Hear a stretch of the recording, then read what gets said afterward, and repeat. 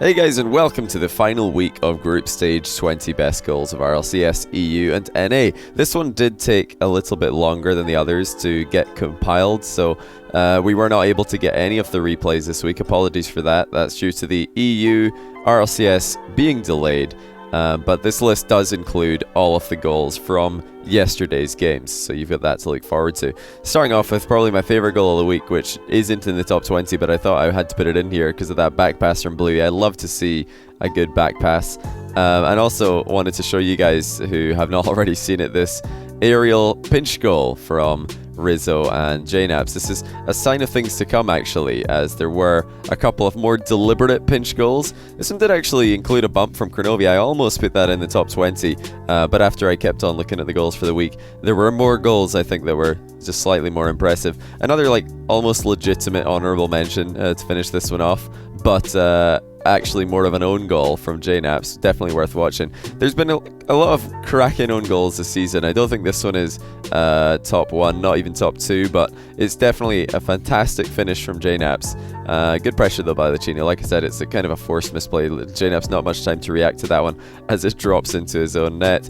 The one other thing I wanted to say before we get into the top 20 is just, big thanks for you guys watching this series. I do put a lot of work into this, and I know a lot of you don't always agree with my placements of shots, but just, understand that it is subjective, and I do like creativity and uniqueness, and also goals that, just kind of surprise me a lot more than others' goals that we do see a lot more often. But let's get it started off with number 20. It is just a redirect from Lacino, but a good redirect at that, as he puts it past JNABs into the bottom corner. The pass by Hato was lobbed expertly towards Lacino, who was already downfield, and Lacino did not disappoint with the finish. What a start against G2 that was.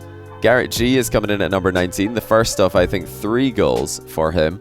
And the combination that really stood out to me this week was Fireburner to Garrett G, which they were, they're linking up well. It's been mostly the Justin and Garrett show all season, but Fireburner was passing very well to Garrett G this season. And this is kind of like the new NRG, as last season it was very much Jacob to Fireburner. But look at that air roll shot finish right into the top corner from Garrett. Just had to put it in there for the placement alone. An even better air roll shot though comes from Kronovi, and a bit more of a solo effort as well, completely taking Hato by surprise with this one. It's a very delayed dodge. You have to pay attention to when Kronovi jumps, and that must be about the max duration jump without actually letting your dodge time out, as Kronovi does manage to take the ball over the top of Hato, who probably didn't even know that Kronovi was there, far less that he was flying in with his dodge still available. Let's take a look at another Garrett G goal though. We've not seen all of Garrett for today. This is number 17, and it's a very nice corner read double touch. There's so many double touches that happened this week that I tried to spread them out a little. I tried to put them in the rankings of how I saw them, and how I think they compare to other goals that were scored. This read by Garrett G was very good though. He had to get up and read a diagonal wall bounce with limited boost, and he put it in very quickly. So well done, Garrett G. Gimmick, I think, does a little bit better though with this ceiling read into a ridiculous boom shot from well inside his own half, and takes Garrett G by surprise, who is definitely stationed back, shadowing ready for a shot, but not a shot this powerful. As we can see from Gimmick's first person POV, he did jump off the sidewall before the ball had even touched the ceiling, and he still managed to read it well enough to get all the power he needed for the goal. Number 15, we're back over to Europe, or actually rather, we're making our first trip over to Europe. My apologies. It's been all NA up until this point. And another double touch. There's a lot of them today, but I know you guys love double touches. Lob pass from Siki, and Snaski didn't waste any time burying it right over Devo's head to put the pressure on Envy in Game 5. This was a very close series, of course, which Envy were able to come out on top, but Fnatic did make it difficult for them. Alright, let's look at the first of 3 Allot goals. We're going to have one more Garrett G goal coming later in this list. This is the first of 3 Allot goals. But I do have to give most of the praise to Magnus for this pass. Look at that placement as he spots Allot just on the inside of him and passes it down to him with a ceiling approach, no less. But that's probably the best infield pass play of the day. I've got to give Complexity that one, as there were lots of infield passes in Europe, particularly in the GFE and Complexity series, as well as the GFE Vitality series. But let's go back to the Envy and Fnatic series. This one happens so quick, it's right off a kickoff. But Greasy pre-jumps this sidewall read and does get the double touch into what was an open net. But I have to give him a bit of bonus points for that one, because it was the Game 5 match against Fnatic, and that was to take the lead. Chaussette with another double touch. There really are just so many double touches this week that were quite impressive to look at.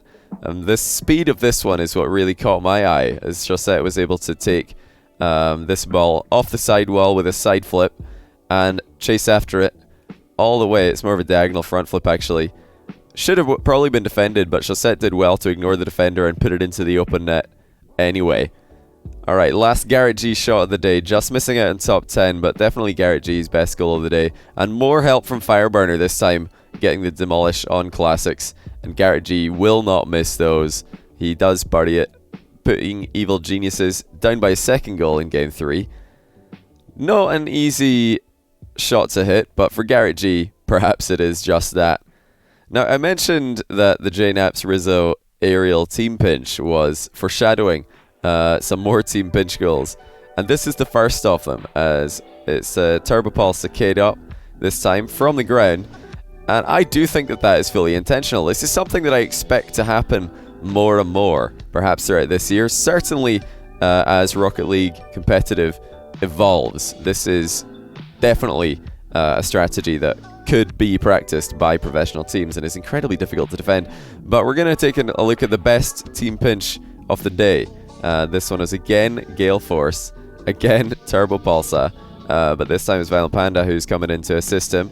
And it's in the air this time, and they still managed to get enough power to catch Magnus off guard, who was all the way back, but not ready for the ball to come flying at him at this rate of knots. A bit careless from a lot there, but he can't possibly have expected this to come flying straight down the middle like it did. We're going to stay with this Envy Fnatic series a bit longer and take a look at iignite's perhaps slightly fortunate goal for this week, but only a little bit of fortuity. There was a lot of deliberation there from Devo as he realized that Greasy was going to continue air dribbling towards the backboard. He adapted his line of approach into an attempted rebound, hit the crossbar, leaving it wide open for iignite. So great recovery mid-air there from Devo to set up his teammate. Magnus is back. This time he is coming off the ceiling and taking a shot. As earlier on we saw him coming off the ceiling and passing it infield to a lot. But this time he's just going to get that one touch, two touch, put it past three goalkeepers. It wasn't into any corner, but it had plenty of power and enough height to get past PSG and tie up Game 3. This was another pretty good series for Complexity, who finished strong in this week of league play. Fireburner is making his first appearance as a goal scorer, but as we already know, he's been assisting Garrett for all of Garrett's goals in my top 20. This is the best NRG goal of the week, though, as Fireburner end-to-end air dribble forces a jump out of Squishy Muffins, and Garrett G snipes him out of clean out of the air. But well done by Fireburner here, dribbling the ball to the right-hand side, forcing Squishy's hand. Squishy did not have the option to stay on the ground there and avoid Garrett G. Top goal of the week for Rogue now. We're going to take a look at Sizz and Insolence's 1-2 passing play. What a 1-2 passing play it is. Keep an eye on Insolence's, who just exited screen left. Now he's on the backboard, and he's able to knock it straight down for Sizz, just bringing the backboard forward by a couple of car lengths.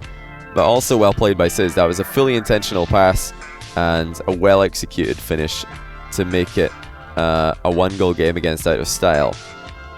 This is the second Alot goal. Yes, there is in fact an Alot goal that is better than this. Those of you who have seen it will know exactly what I'm talking about. Those of you who haven't, you better keep watching, because it is astonishing that this guy can keep on pulling out backboard redirects. There's one, and there's not even the best one that he gets this week. Alot really perfecting the target man role, the best target man in the world in my opinion. He just did a double loop around the backboard, second time it did work, and a good pass from Metsonoris as well. This is a top goal from North America for week 5. This is Game 2's 0-0, a completely tied game between CLG and Cloud9.